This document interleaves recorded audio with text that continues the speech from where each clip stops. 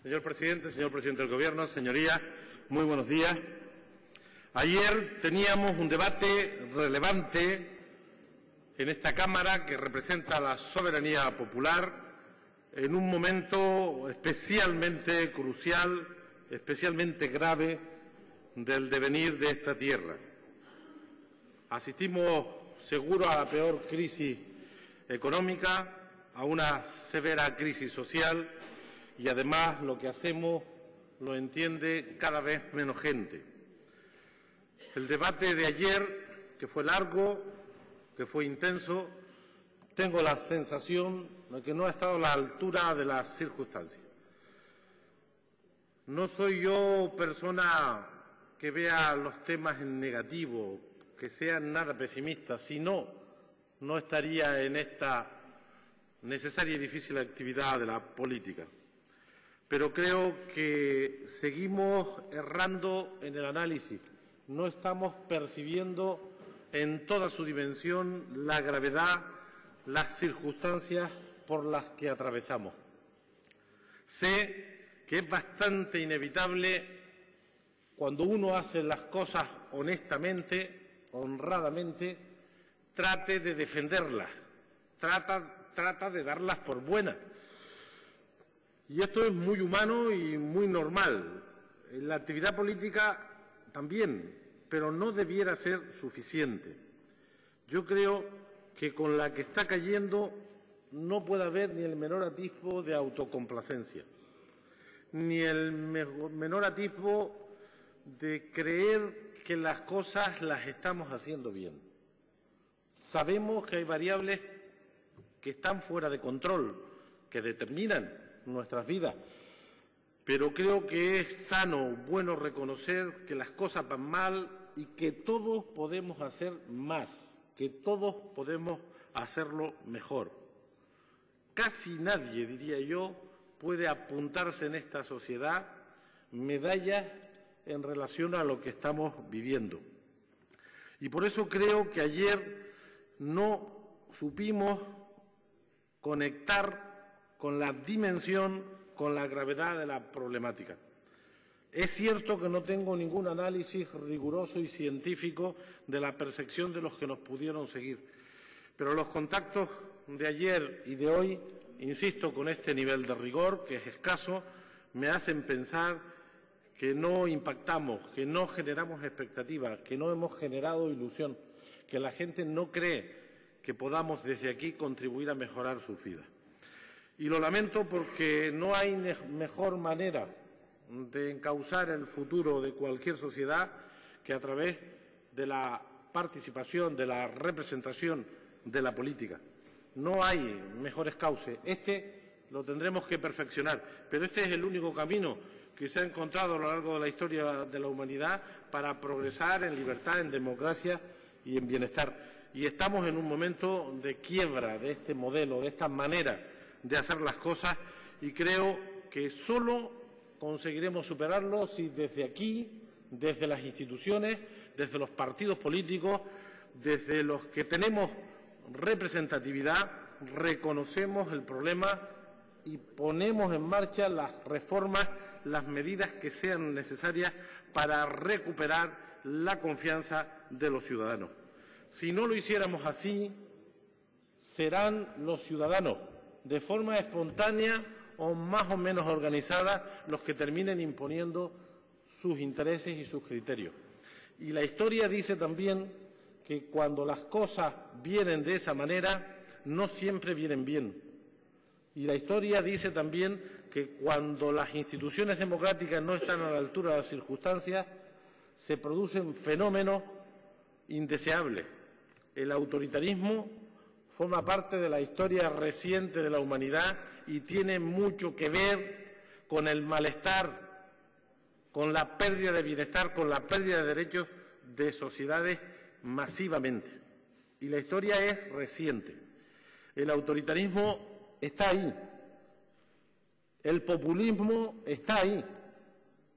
Yo he seguido, como creo que todos, el caso italiano, que yo no descalifico, porque hay 8,5 millones de personas que votaron a una cosa a un proyecto que no es un proyecto, que es la política y la antipolítica, que es la izquierda y la derecha, que está de acuerdo en el bienestar de sus ciudadanos, pero que está por la exclusión de los que no son como ellos. Es decir, un movimiento legítimo, porque ha sido expresado en las urnas, pero enormemente preocupante. Y también se cierne sobre nosotros, si no reaccionamos, la tecnocracia, que ha tenido ahí un par de intentos fallidos, afortunadamente, en Grecia y en Italia. Esos que, supuestamente, al servicio de minorías, se suponen capacitados para regir los destinos de la colectividad. Por eso, señorías, y aunque les parezca que no está relacionado con lo de ayer, me parece que ayer no hicimos bien la tarea, que ayer interpretamos de forma insuficiente la gravedad del momento y que ayer no pusimos sobre la mesa los asuntos claves que ocupan, preocupan e inquietan a la ciudadanía.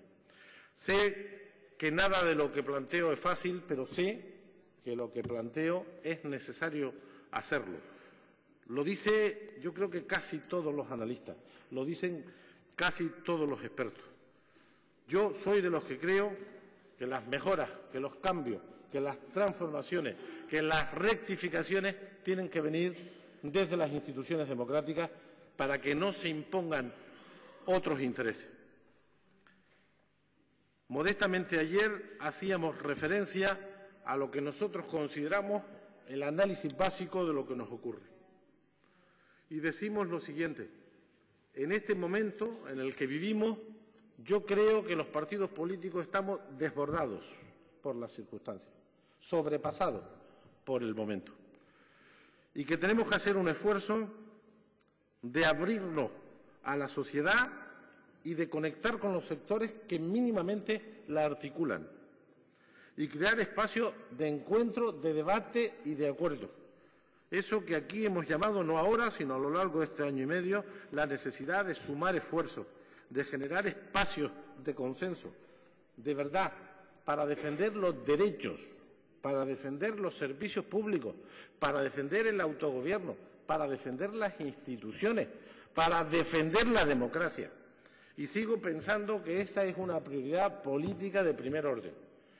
Y el fracaso del llamado Pacto por Canarias no solamente no debe suponer ningún paso atrás, sino justo todo lo contrario, un impulso para juntar, sin protagonismo, sin partidismo, sin hegemonismo, la necesidad de sumar fuerzas para defender a la mayoría social, para defender nuestro modelo de sociedad, los derechos sociales, el trabajo, la dignidad, la democracia.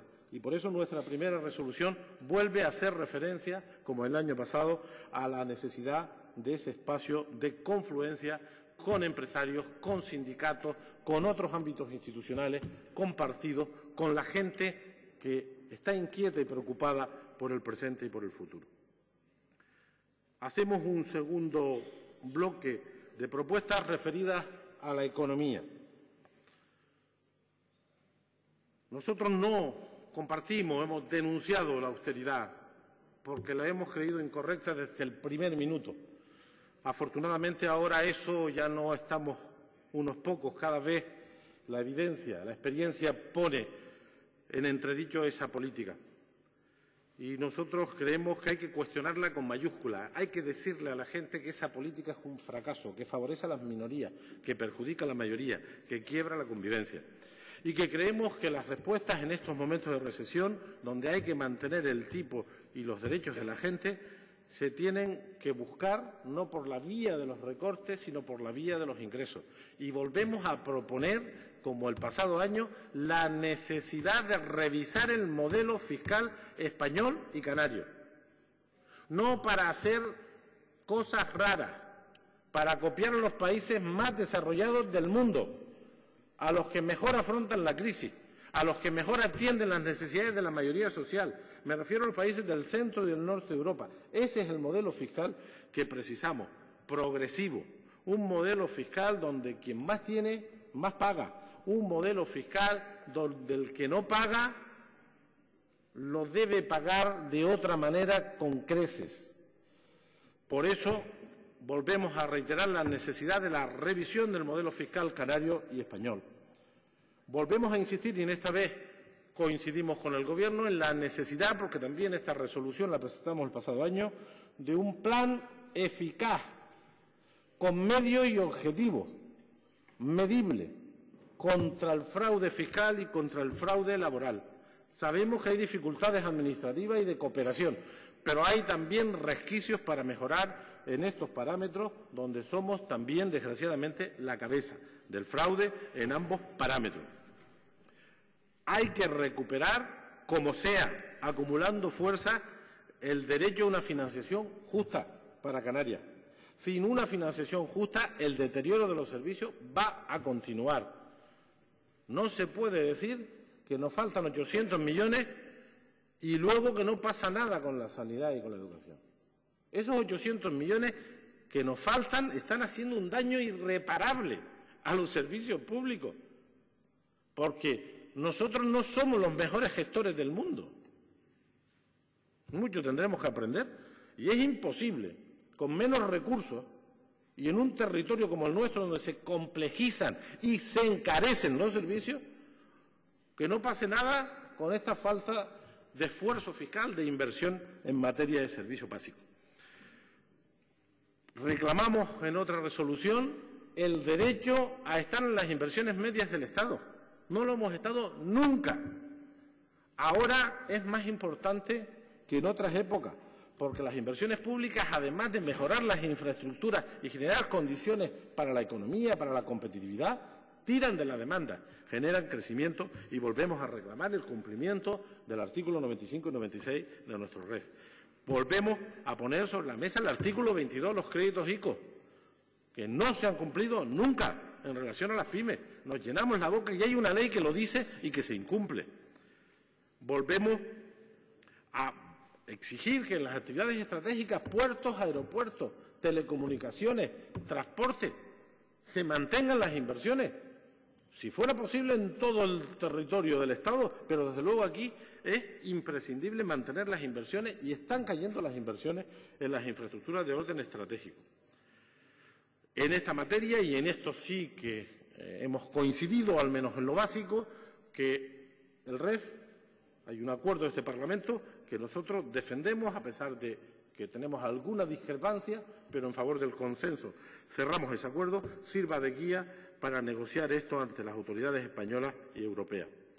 Y aunque no le pegue mucho, porque había que colocarlo en algún sitio, podía haber sido en el ámbito institucional, volvemos a reiterar al Gobierno la necesidad de corregir una decisión que nosotros hemos considerado injusta, precipitada y que bordea la legalidad, que es la reducción de la jornada laboral y el salario de 3.300 trabajadores. Creo que esa reflexión, ese cambio que lo permite la ley, eso lo hicieron bien, previeron en la ley de presupuestos esta posibilidad. Hacemos en el terreno democrático un conjunto de propuestas de resolución. La primera, porque es la más grave, reformar nuestro sistema electoral, hasta el límite que podamos. Nosotros queremos cambiar muchas cosas, somos conscientes de nuestro peso específico en esta Cámara, pero queremos cambiar muchas cosas. Pero sería un error estratégico, una torpeza política, que un asunto que es entendido por mucha gente, la necesidad del cambio electoral, quedara de nuevo pospuesto después de 30 años. De manera que volvemos a insistir modestamente, moderadamente en la necesidad de la reforma electoral. Apoyamos e insistimos en la necesidad de la ley de transparencia. Las administraciones públicas, con el único límite de la ley de protección de datos, tienen que ser de fácil acceso a los ciudadanos. La gente tiene que saber lo que hacemos con sus recursos, tiene que saber lo que hacemos los dirigentes y lo que tenemos. De manera que esa ley de transparencia tiene que ser una ley rápida, ágil y sencilla, de administración abierta, de acceso fácil. Estamos de acuerdo y creemos y apoyaremos las resoluciones en este sentido, en la necesidad de que en el marco de competencia de nuestra comunidad se simplifiquen, se aclaren los ámbitos competenciales, se modernice la estructura de la Administración, se simplifiquen las cosas. Estamos de acuerdo, veremos El Gobierno sabemos que trabaja en ese ámbito y veremos en su momento los resultados. Pero apoyamos ese proceso sin mitificarlo y sin pensar aquí que esta es la solución a nuestros problemas, porque no es verdad. Eso es una simplificación interesada, producto, yo creo que en ocasiones, de la poca visión que se tiene sobre la complejidad de la sociedad canaria. Nosotros no estamos de acuerdo en pedir ceses de los altos cargos. Yo nunca he estado de acuerdo en eso. He influido en mi partido mucho. Soy muy poco partidario de pedir cese y soy menos partidario de judicializar lo que hacemos, ¿no? Estoy en contra. Otra cuestión es que hay momentos en que puede ser inevitable. Pero sí decimos que la radiotelevisión canaria se tiene que reformar. A mí me parece que no voy a apoyar yo el cese de nadie porque no me parece el método. Eso es una decisión del Gobierno, pero sí que es una decisión de este Parlamento reformar la ley. Tenemos que hacer. Nosotros defendemos de forma inequívoca los medios de titularidad pública, incluso en la época de crisis.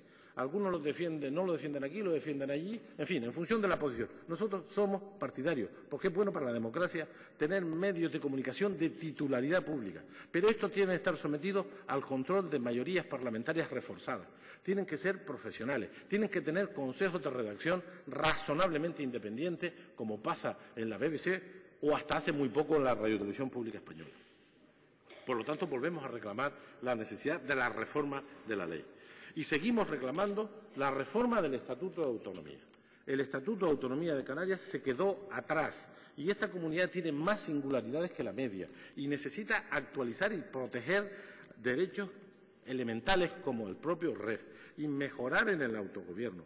Nosotros creemos que la estructura descentralizada del Estado ha sido buena para el progreso y para la democracia, para el reconocimiento de la diversidad y reclamamos la reforma del Estatuto. Hay un trabajo que hizo esta Cámara en la que nosotros no participamos por la dichosa ley electoral, que a nosotros nos parece bastante interesante, seguramente mejorable. La propuesta de reforma del Estatuto que hizo esta Cámara y que luego decayó en circunstancias discutibles, por no entrar hoy en eso, puede ser una buena base para la reforma del Estatuto. Hacemos un conjunto de propuestas sobre nuestro sistema energético, donde tenemos un notable fracaso. Rechazamos de forma categórica las prospecciones petrolíferas y reclamamos competencias para nuestra comunidad. Y eso no solamente no es contradictorio, sino que es profundamente eficaz si lo consiguiéramos. Siempre dijimos que eso no estaba en el ámbito competencial de Canarias. Yo lo he tenido claro desde hace muchos años y algunos informes en su momento encargamos, pero reclamamos esa competencia para que la decisión sea de este pueblo, de sus ciudadanos, de sus representantes, para que si esa decisión se tomara plenamente consciente de los riesgos y de las ventajas. Nosotros estaríamos en contra en ese proceso de consulta, porque estas son las típicas cosas que no se pueden decidir en un despacho porque dicen algunos que es muy interesante para yo no sé quién. Estas cosas que generan posiciones divergentes solo se deben resolver en las urnas, en las democracias avanzadas. Por lo tanto, nosotros decimos no a esta manera de hacer las cosas, decimos no a las prospecciones y decimos que esta competencia debiera ser de esta comunidad. Estamos en contra y pedimos que la eliminación de las bonificaciones a las energías renovables afectara a todo el territorio.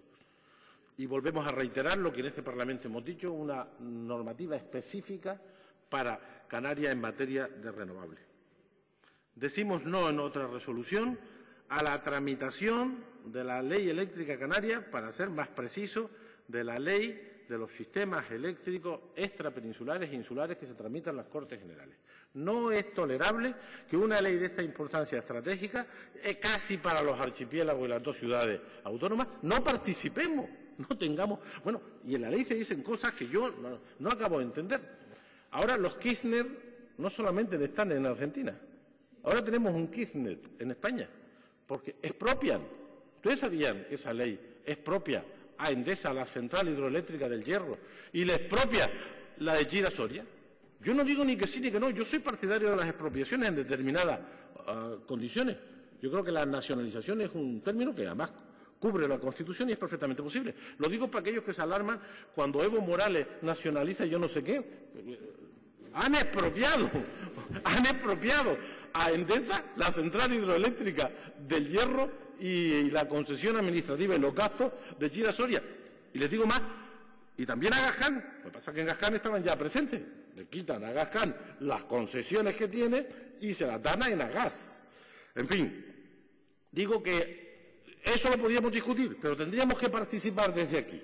No puede ser que algo tan sensible para el presente y el futuro de esta tierra, esta Cámara, este pueblo no tenga nada que decir.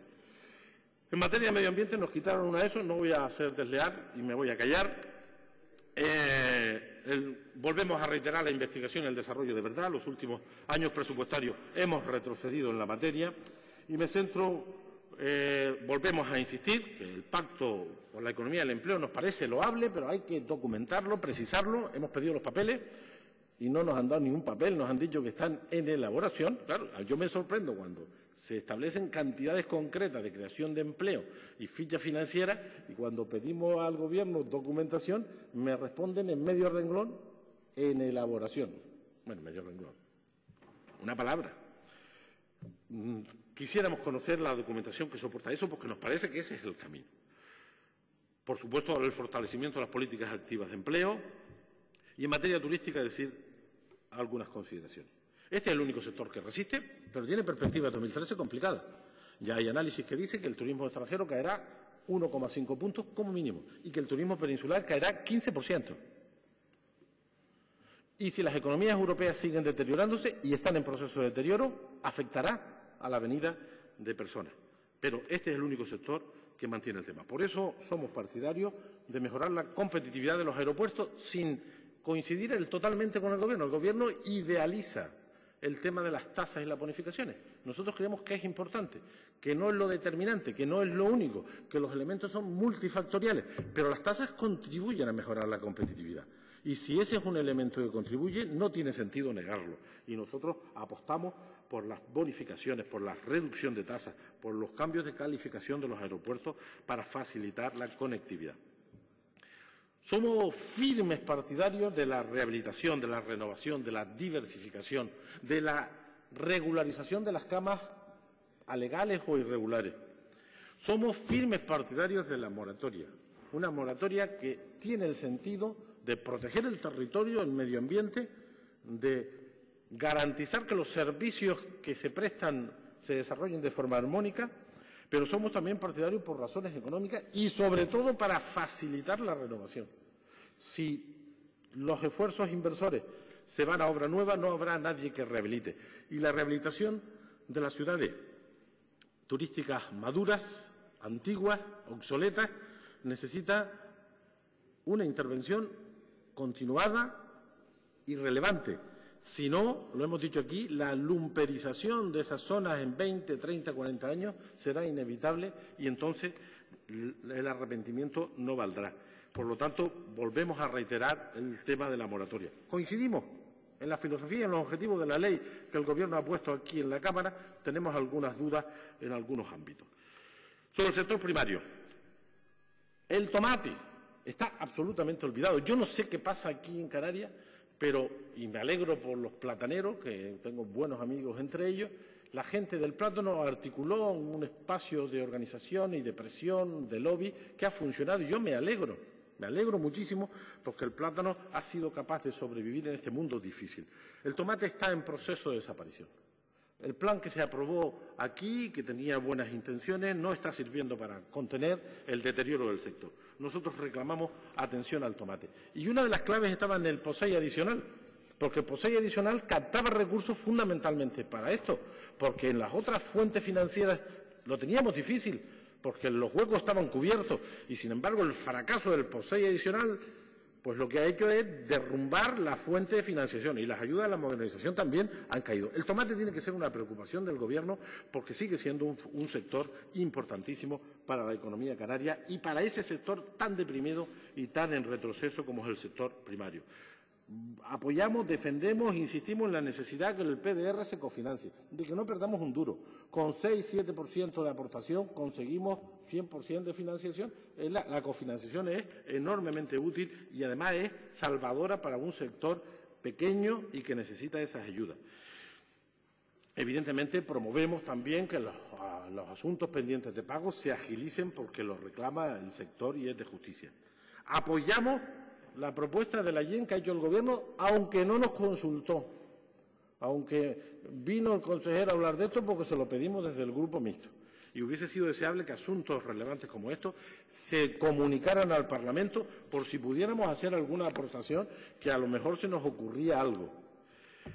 En materia de educación, lo que decíamos ayer, este es el servicio estratégico. Es aquí donde no podemos fallar. Es aquí donde todo lo que se invierta será poco. Y todo lo que se invierta se convertirá en mucho. Es el más estratégico de todos los servicios públicos, porque sin formación no hay futuro para nadie ni en ningún lugar del mundo. Y por eso hablamos de hacer un esfuerzo en inversión e innovación. Hablamos de los planes de choque contra el abandono y el fracaso. El incremento y la mejora de la formación profesional integral. En fin, ahí están las resoluciones. Apoyamos el dictamen de la comisión de esta Cámara, que estuvo trabajando ahí 6 o 7 meses y que es un buen documento para el futuro. En materia sanitaria, volvemos a poner una resolución rechazando el copago por injusto, por ineficaz y porque profundiza en la injusticia. En materia de lista de espera, somos más claros y contundentes que la propuesta del Gobierno. Y en materia de pobreza y exclusión, también somos más ambiciosos, queremos más. No estamos hablando de ninguna panacea, estamos hablando de esfuerzos moderados, pero de alto impacto. Creemos que la prestación canaria de inserción necesita ser revisada en su funcionamiento, en su gestión y en las cantidades que atendemos a ello. Ayer decía el señor presidente, 17 millones PSI último año. Beneficiarios directos e indirectos, 14.000. 1.150 euros persona año. Esta es la realidad. 17 millones, 14.000. Esto es así. Eso es mejor que nada, pero esto resuelve pocos problemas, inserta poca gente. Y, por lo tanto, volvemos a insistir en esto. Volvemos a insistir en la necesidad de la mejora de la ley de dependencia. Introducimos en materia de justicia no olvidarnos de la violencia de género. Sigue siendo un problema terrible y la crisis no puede restar ni una peseta para la lucha contra la violencia de género, que es una de las lacras más indecentes que tenemos en nuestra sociedad. Tenemos que promover una justicia ágil para los casos judiciales que generen alarma social, para los casos de corrupción. No se puede estar 7 o 8 años en un proceso poniendo la picota a un montón de gente y todo el mundo desconfiando de todo el mundo. Justicia ágil para cuando hay un escándalo, cuando haya alarma social, sea la corrupción, sea un tema de medio ambiente, sea un tema de violencia de género, hay que buscar procedimientos y sé que aquí las competencias son limitadas. Y, por supuesto, fomentar la vivienda de alquiler social, que ayer se hacía un gesto, aumentar un 5% el parque de vivienda de alquiler social. Acabo diciendo que las propuestas de resolución del resto de los grupos, las de los grupos que apoyan al Gobierno, las apoyaríamos todas y mantenemos 3 abstenciones. La referida a la pobreza, porque lo que dicen estamos de acuerdo, pero es claramente insuficiente. La referida a las listas de espera, porque lo que dice estamos de acuerdo, pero es claramente insuficiente. Y una referida a la innovación, porque no nos la creemos. Nos abstenemos, porque hemos recortado las cantidades de innovación y ahora vuelve otro plan. Pero bueno, al resto de las resoluciones creemos que apuntan contenidos, muchos de ellos similares a los nuestros, de distinta redacción y, por lo tanto, las apoyaríamos. Las propuestas del Partido Popular estaríamos de acuerdo en la 1, la 2, la 3, la 4, la 5, la 6. No estamos de acuerdo en la 7. Esto de bajar impuestos, esto hay que hilarlo fino. Esto es una cantinela liberal que nosotros no compartimos y a esta diremos que no. La reforma de administraciones públicas, aquí hay un tufillo de recortes que no nos gusta y diremos que no. A la reforma de los cabildos diremos que sí, la simplificación administrativa que sí. La ley del territorio también creo que hay un punto ahí, conociendo los antecedentes, que pretende eliminar los mecanismos de control de orden canario. Diremos que no. Sí a la financiación autonómica, al POSEI. Diremos que no a los beneficios del petróleo porque tiene trampa y además está contaminado esto absolutamente. En todos los sentidos está contaminado. La colaboración canaria de Estado que sí, fortalecimiento en Europa, la 18 también, la 19, la 20, la 21, la 22. Diremos que no al plan integral de turismo porque quise bajar el IGI y entonces los niños irán a desayunar a los hoteles, como sigamos quitando impuestos, ¿no? La 24 no la calificó la mesa, 25 sí, 26 sí, 27 no. Esto de las prospecciones y la riqueza y la panacea, nosotros no nos creemos nada de eso. La ley de transparencia sí. Las irregularidades sobre el ente nos abstenemos, estamos en contra de la reprobación, estamos en contra de la privatización de la radio y televisión española, por lo tanto estaremos española, canaria, y española también estaríamos en contra de que se privatizara. Cooperación con la Policía Canaria nos parece bien. La supresión del cuerpo de la Policía Canaria diremos que no. La reducción salarial de los laborales interinos coincidimos, estaremos de acuerdo. La ley de costa decimos que no. Y al cambio al frente de la Consejería pidiendo dimisiones diremos que no. Esta es nuestra propuesta.